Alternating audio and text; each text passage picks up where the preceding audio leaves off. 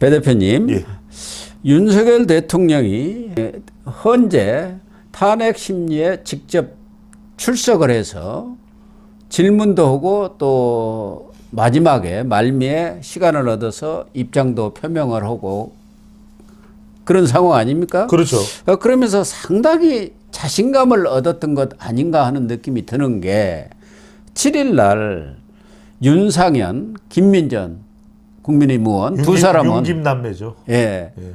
윤석열 대통령의 공수처 체포라든가 구속영장 집행 과정에서도 아주 적극적인 목소리를 냈고 그 이후에도 윤 대통령에 대해서 적극적인 지지 의사를 표명을 해서 그런지 두 사람이 7일 날 윤 대통령을 면회를 했는데 그렇게 되면 이제 여권에서는 세 번째 면회가 되지 않습니까? 그렇습니다. 첫 번째는 이제 정진석 비서실장과 참모진들이 갔었고 두 번째는 권건 나경원 의원 이렇게 해서 갔고 이번에 세 번째 갔는데 이 면회를 하고 나와서 윤상현 의원이 전한 것을 보면은 윤석열 대통령이 정말 옥중 메시지가 옥중 정치가 아닌가 할 정도로 강하게 지금 나온 것 아닙니까?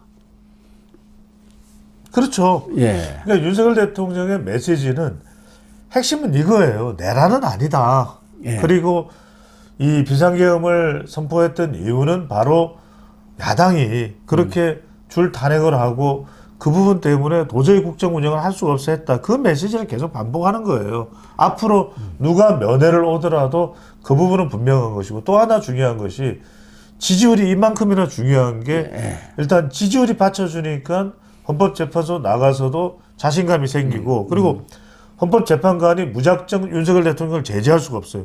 그걸 국민들이 다 보기 때문에 지지층까지. 그래서 정영식 재판관이나 김명두 재판관이 더 꼬치꼬치 그렇게 증인들의 질문하는 이유도 대통령 지지율이 올라가니까 무시를 못하는 거예요. 자, 그러다 보니까 대통령은 어떤 판단을 내리고 있느냐. 계속 변론을 나가서 보니까 나가보니까 그 이야기 하지 않습니까? 정작 헌법재판소에 나가길 잘했다. 왜? 나가보니까 너무 코케돼 있더라. 코케돼 있더라. 코케라는 표현을 써요. 그리고 실제로 헌법재판소에서는 홍장원 또 곽종건 두 사람이 민주당 사람들을 만났던 지난 6일을 이 탄핵 공작의 시작점으로 보는 거 아니겠습니까? 예. 윤석열 대통령이 그 메시지를 공유하면서 코케돼 있더라. 그래서 제가 드리는 말씀이에요. 윤석열 대통령이 헌법재판소 변론에 나오면 나올수록 여론은 점점 더 이 탄핵이냐 기각이냐 여론에 결정적 치명적 영향을 줄 수밖에 없을 것인데 또 하나 중요한 것은 앞으로 지금 면회가 계속 줄지어 예정돼 있을 거예요. 이들에게도 공유할 메시지는 거의 이런 부분들의 메시지가 될 겁니다. 그래서 윤석열 대통령이 상당히 자신감을 얻은 것 같고 이 국민에 대한 자존심은 바로 대통령 아니냐. 그렇기 때문에 그런 자존심을 지키는 자세를 계속 견지하겠다 하면서 민주당이나 좌파 카르텔들은 강력하게 뭉쳐서 집요하게 싸우고 있다. 그래서 우리는 모래알이 돼서는 안 되겠다. 이렇게 하면서 적극적으로 이 국민의힘도 결속해 달라. 그 얘기는 나를 중심으로 좀 결속하면 안 되겠냐 뜻이 담겨 있는 거 아닙니까? 그렇겠죠. 그 결집이죠. 그리고 지금처럼 여론이 나오는 상황에서는 윤석열 대통령 중심으로 결집하는 성격이 나올 수밖에 없을 거예요. 왜냐하면 8년 전에는 어떻습니까? 권성동 의원도 그랬지만 분명히 탄핵 국면에 있는 대통령과 선을 그었지 않습니까? 그런데 지금은 사실상 개인 차원이라고 이야기하지만 누구나 보더라도 다 지도부로 이해를 할 거예요. 권영세, 권성동, 나경원.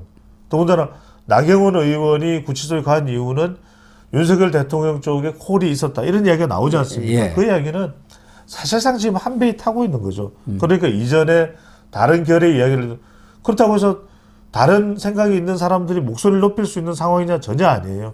김상욱, 김재섭 목소리 못 높여요. 그리고 한동훈 전 대표도 앞으로 대통령하고의 관계가 제일 중요할 거예요. 그렇게 되지 않겠습니까? 지금 탄핵 국면에 없을 때의 대통령에 대해서는 한동훈 전 대표가 뭐 자기 하고 싶은 말을 하고 윤한회동이니 어쩌니 했지만 지금은 저는 굉장히 중요한 국면이 될 것이고 경우에 따라서는 한동훈 전 대표가 글쎄 윤석열 대통령이 받아줄지는 어떨지는 모르겠습니다만 한동훈 전 대표 입에서도 대통령을 면회가야 된다 이런 이야기가 나올 수도 물론 대통령 지지층들은 굉장히 반발할 거예요. 예. 한동훈 전 대표가 윤석열 대통령을 방문하려는 것에 대해서 일종의 여론이 지금 윤석열 대통령 중심으로 흘러가고 있기 때문에 그만큼 한동훈 전 대표에게는 부담이 되는 거죠. 특히 윤 대통령의 메시지가 갈수록 좀 더 강력하고 공격적이랄까 그런 메시지들이 나오는데 정지석 비서실장 등과 만났을 때는 별 메시지를 내지를 않았어요. 그렇죠.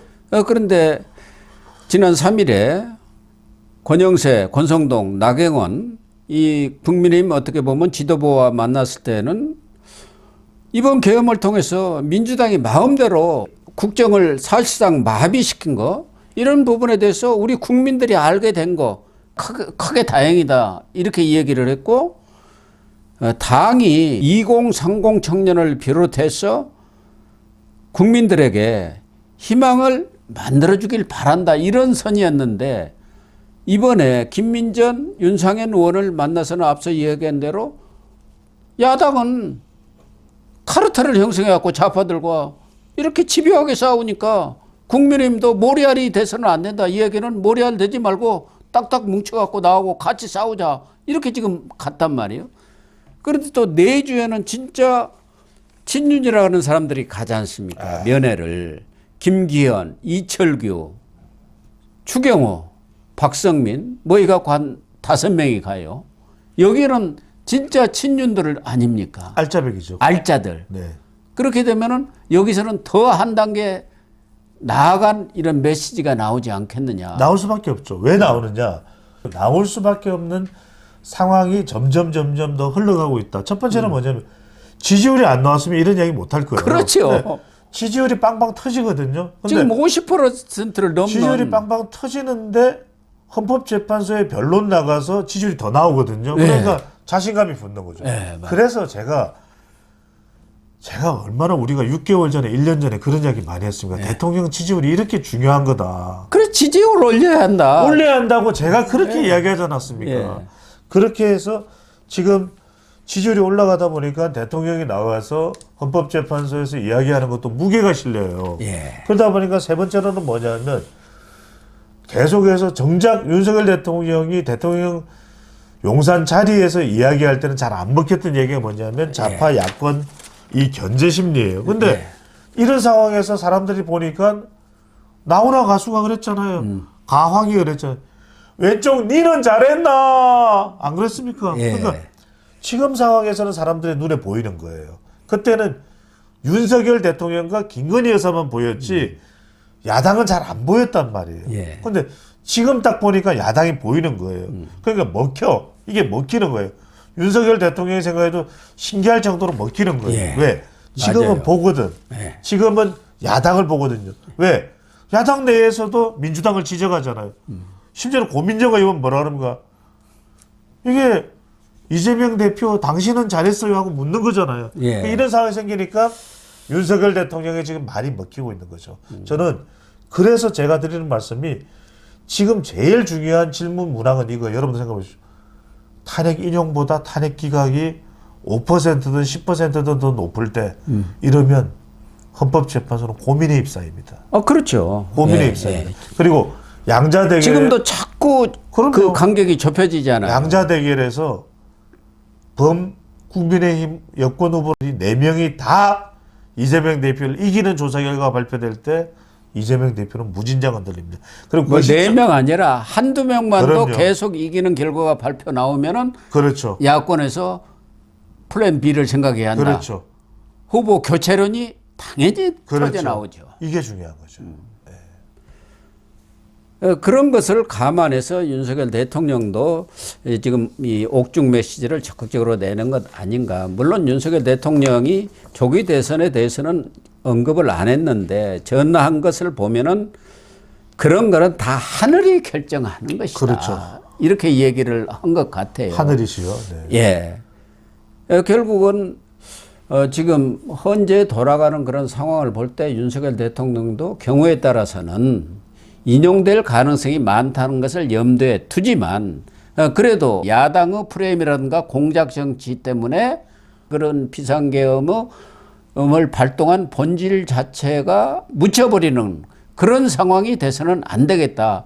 그러니까 진실은 반드시 규명을 해야 대통령이 설사 직무가 복귀가 안 되더라도 명예는 유지할 수 있지 않겠냐 그런 생각도 하고 있는 것 같아요. 그럼요. 그러니까 제가 우리가 계속 분석을 해드리지만 대통령이 비상계엄한 거에 대해서는 되게 부담스러워요. 지금 그것은 그래서 어쨌든 그럼요. 경우에 따라서는 헌재에서 이혼 결정을 내릴 수가 있는 그렇죠. 거죠. 전시 사변에 준해하는데 그렇습니다. 누가 보더라도 그렇죠. 저희들도 대다수 이 보수 쪽에 있는 사람들도 그 비상계엄은 잘못된 거지만 그렇죠. 그것이 내란이라고 이야기해갖고 프레임을 씌워서 대통령을 감옥에 쳐놓고 체포하는 거 이거 그건 안 잘못했다. 된다는 그의 진실은 밝히자 그 얘기 아닙니까? 윤석열 대통령도 지금 밑바탕에 깔려 있는 것은 분명합니다. 본인은 이 야당의 이 포크에 대해서 경종을 울려야 된다고 생각해서 윤석열 대통령 입장에서는 비상계엄을 선포한 거예요. 하지만 대통령이 지금 절대 양보할 수 없는 거는 내란은 아니라는 거예요. 상식적으로 사실 내란이 되기도 참 어려운 일 아닙니까? 대통령이 왜 내란을 하냐 그 그러니까요. 얘기 아닙니까? 그럼요. 예.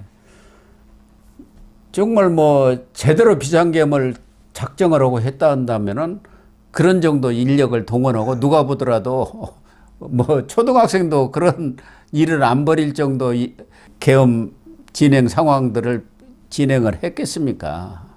그러니까 말 그대로 계엄령이냐 계몽령이냐 예. 윤석열 대통령 계몽령으로 이야기를 하는 것이고 그래서 그건 통치 행위였고 그 부분에 대해서는 헌법재판소가 과연 과했느냐 과할 정도 탄핵시킬 정도로 과하지 않았냐는 그거는 헌법재판소의 몫이에요. 그렇죠. 몫이에요. 하지만 내란 우두머리로 인정이 되면 사형 또는 무기징역입니다. 그렇습니다. 그거는 내 목숨을 내놓고 내란을 일으킨다? 지금은요 프레임 전쟁은 안 먹힙니다. 그렇습니다.